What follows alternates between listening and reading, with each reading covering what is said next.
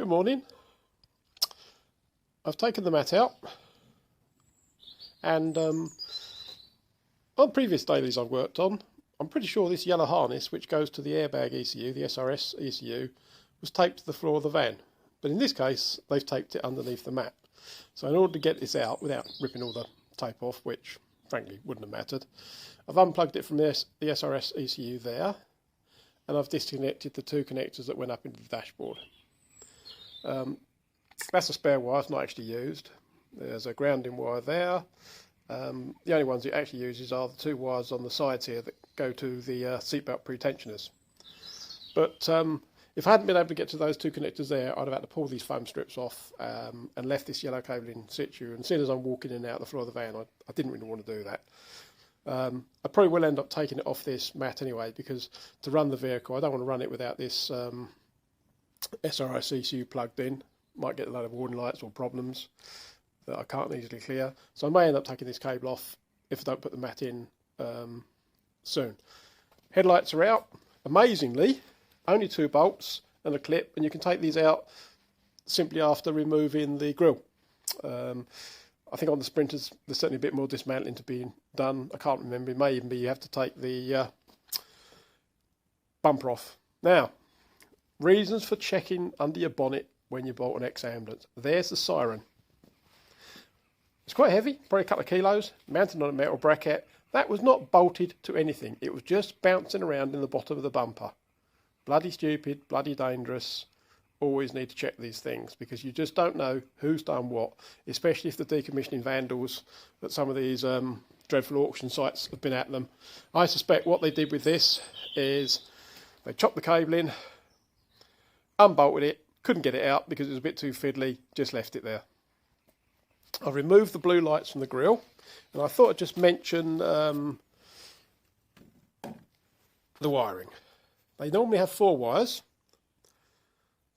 or the programmable ones have 4 wires.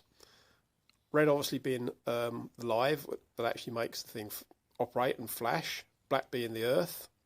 The grey wire is for syncing, so that once they're programmed, if you join the grey wires together to the other lights, they all flash in sync. And then the white wire is used to actually configure the flashing sequence, so you can have it on, off, on, off, on, off, or you can have it go on, and then off for a period of time.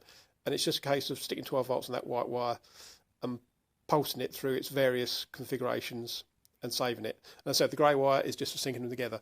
And in this van, it had 2 of those in the grille. They were synced together and programmed. And then there's a couple of simpler ones here, just with a single connector on, so they're just allowed to do their own thing. There is a programming wire, but it doesn't look like it's ever been unravelled. So they're the 4 blue lights that were in the side of the vehicle. Don't need them, not keeping them. Right, over to the van. It's had a little bump. That's annoying. It's a bit bent there. Maybe one day in the future I'll fix it. I don't know. Interesting. Well, in this particular van, the blue lights were wired slightly unexpectedly.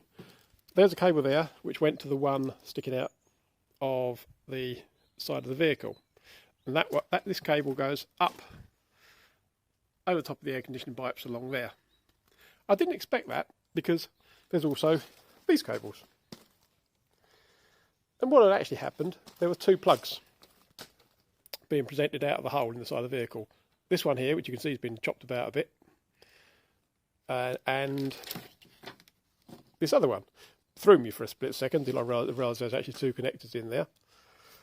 On the end of this lead here, you can see there's a taped up, there, it does say scan lock. That's the white wire that goes to the connector that would enable that particular light that was in the grille, or wherever this white cable goes to be programmed. So the harness in this particular van ran from the left.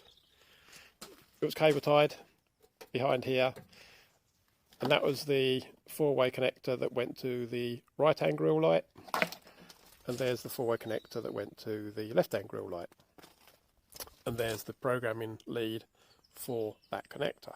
Each one has its own little programming lead. The actual harness for this vehicle comes out just above the brake servo from inside the cab, the harness that the ambulance converters put in.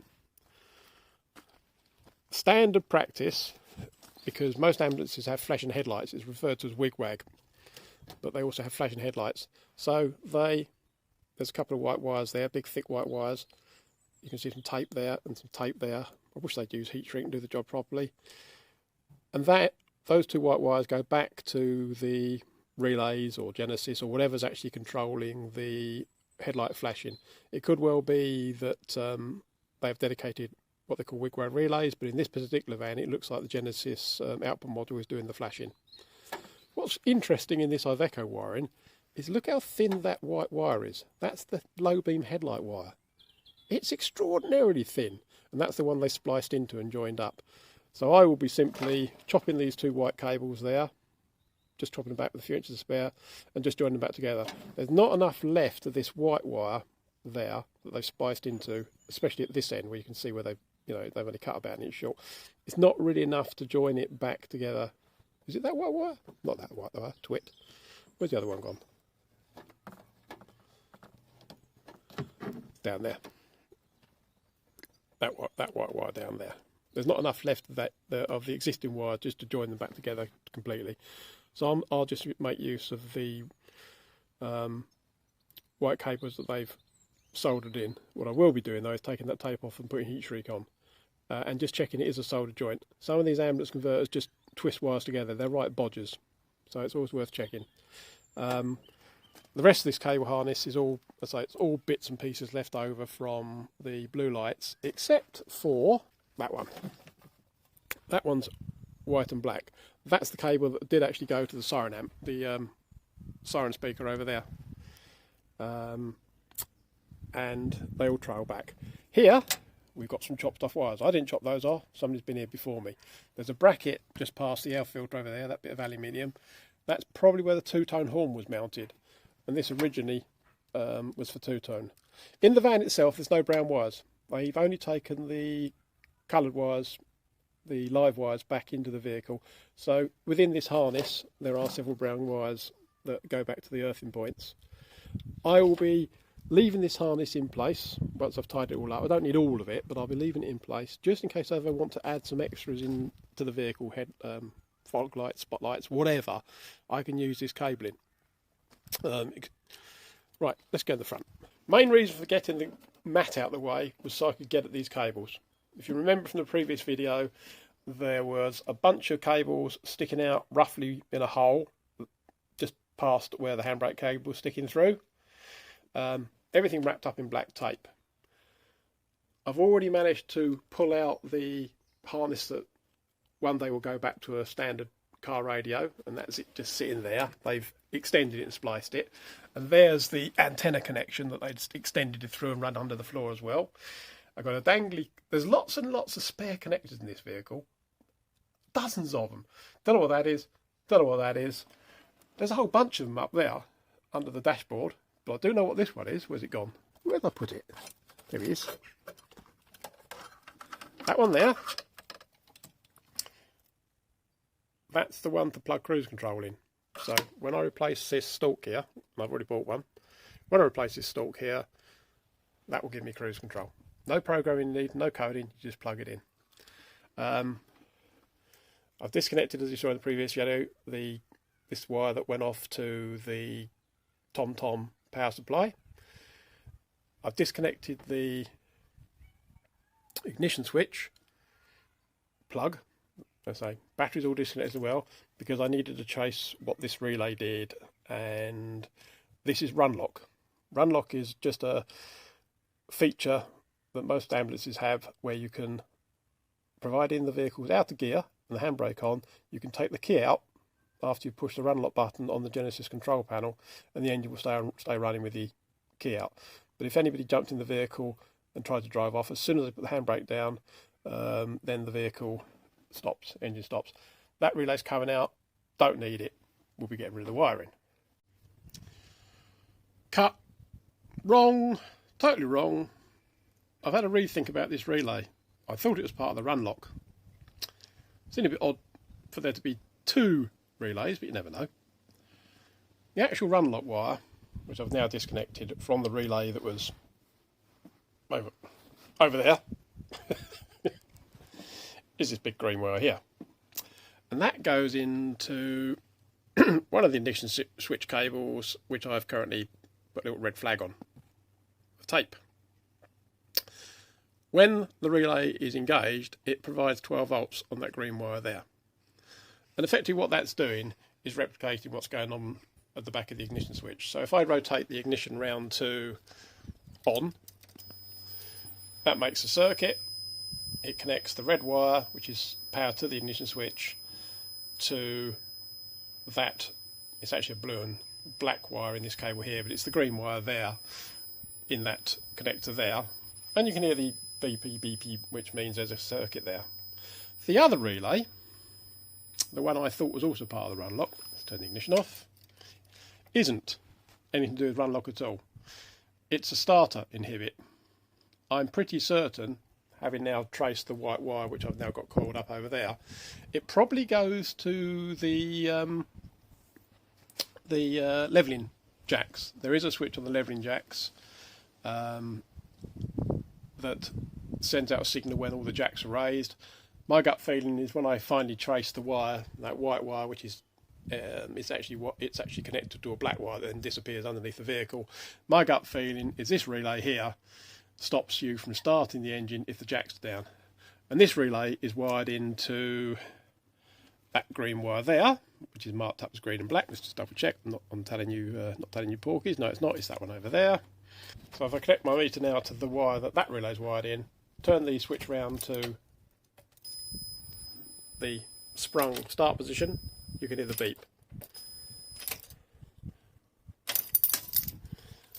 And the way this relay is wired up is these two thick green wires across what's called the normally closed contact. So when this relay is not energised, current is allowed to flow through the circuit, and therefore the start will work.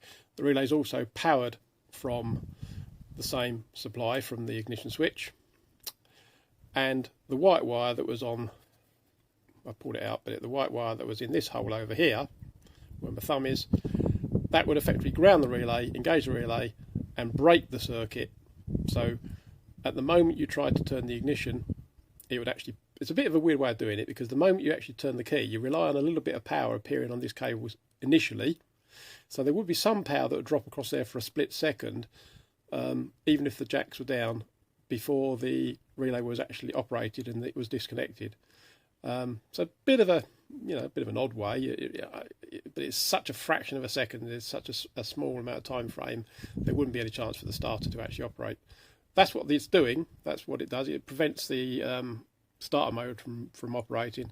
And as I said, eventually at some point in time I will trace that cable. Unfortunately, it goes into a grey multi-cable, and they're all black wires. And they're not labelled, and they're not even identified. So it'll be an exercise in tracing it. And what I actually will do is, when I get everything back together, I'll just simply put the jacks down and see if there's a ground connection on that white wire, and that would explain exactly what it is. And then finally, before I finish this video completely, I thought on these relays it said normally open white, normally open violet. Completely wrong. These are night owl. All three of these relays are interlocks for night owl, so that you, in theory, shouldn't be driving away, even with the handbrake off, with a night owl still raised. And I wouldn't be surprised if one of these relays actually closes it if you start the engine. But I'll follow those through at a later date. But NO is normally common terms for normally open, and NC is common term for normally closed on relays. So there you go, mystery solved. That relay stops the starter motor, and that big thick green wire there, which comes from that one there, was the supply to basically maintain the ignition and therefore keep the engine running even when the key was turned off. That leaves me with this little piece of wire here, and this is the wire that goes up to my isolator switch for the battery in the back. So, by taking the mat out, I can get at these cables. First thing I did was remove the black tape from this cable here, and that broke this cable down into this bunch of wires, which all goes up there, over the top of the pedals, and it's that wire there, and it goes through a hole in the bulkhead and out to the vehicle. So this lot is all blue lights, headlights and other stuff. So that lot, with the exception of 2 or 3 wires, is coming out, and the wires that remain, because I don't want to run anything across the floor, they will be going over the top of the, up there, across and down and round. Right, and within this lot, it all gets a lot easier, and I'll wander around the other side. Here's my Genisys modules, just bolted onto their buzz bar. It just makes it easy to look at the labels and what they do when I'm following things through. So, we follow our wires, our white and blue wires, because we're interested in what they do, and they come to, there's 4 wires there, 5 wires in fact, because one of them goes to one of these connectors that went up to the cabinet that I've now removed, because I've also made a hole in the wall. It goes to where that cabinet was up there, which probably had all sorts of crash recorder equipment in it, and stuff like that. But they go back to this connector here. Fortunately, on this particular bit of wiring, they're labelled up, and it does actually say screen blue light and side blues and so on and so forth. So it's very obvious what they do. But if I then look at, I've numbered the plug number 3, I've just a few dots on it. If I look at number 3 there, and I'm interested in, if you hold the connector around the correct way, I'm interested in those pins on the right. They are 7 and 8, O for output, 0708. And you look on the label, side blues, screen lamp, and the white ones, which are next to it there, headlight flash, headlight flash. So it's pretty obvious. You can confirm exactly what these cables do, even if they hadn't labelled the cables up. You can confirm based on what Genisys thinks it does.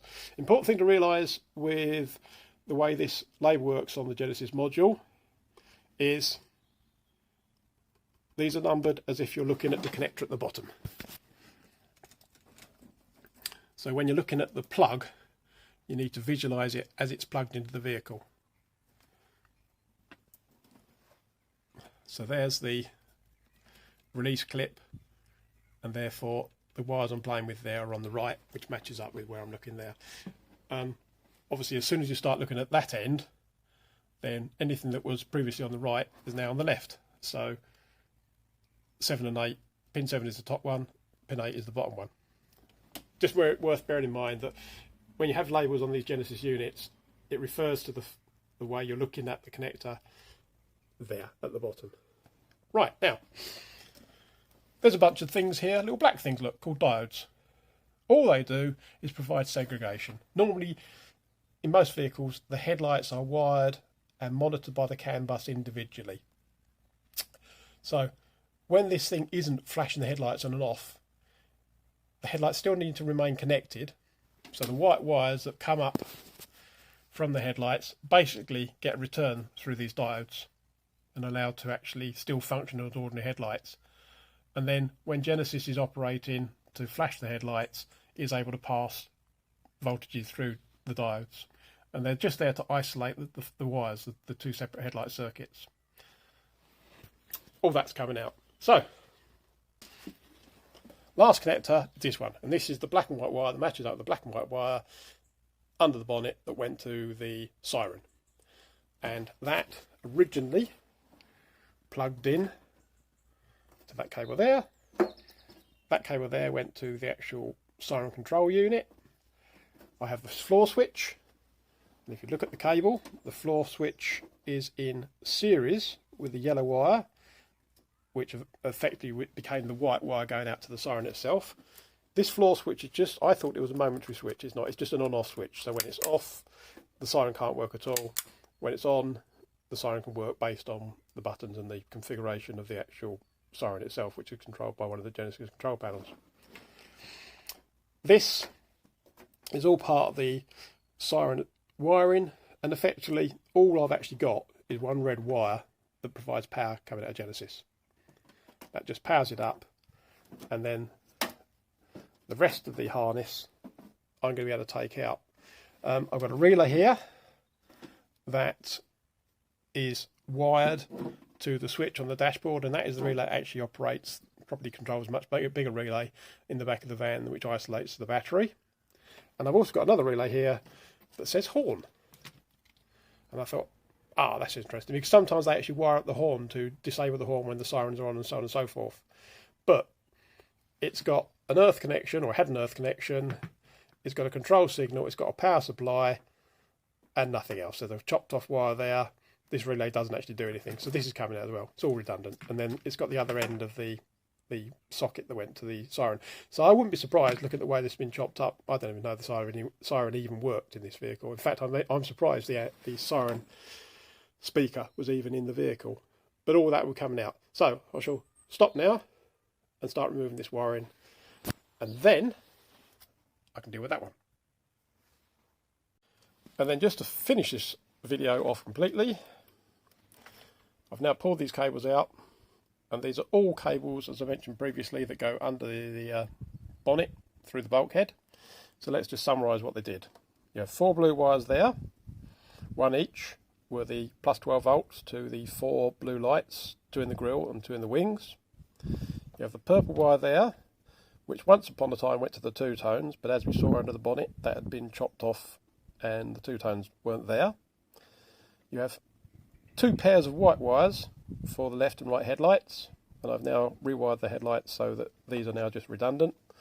You have the black and white connection here that went to the focus, went to the siren, and the last wire going under the bonnet is this green wire.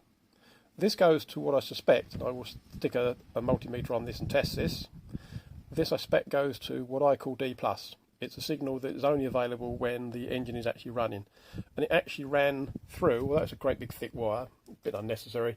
It went to the 2 relays that operate the auto eject. There's a plunger there.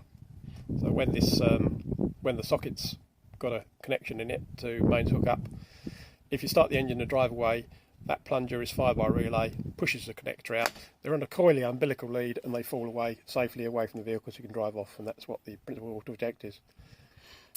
So that's all those wires. They will now get secured safely under the dashboard somewhere for maybe future use one day. And that really wraps up this video on the wiring under the hood. I said hood, didn't I? What a donut. I'm not an American. Bonnet. In the UK, the area where the engine is at the front of the vehicle is under the bonnet, not under the hood. Thanks for watching.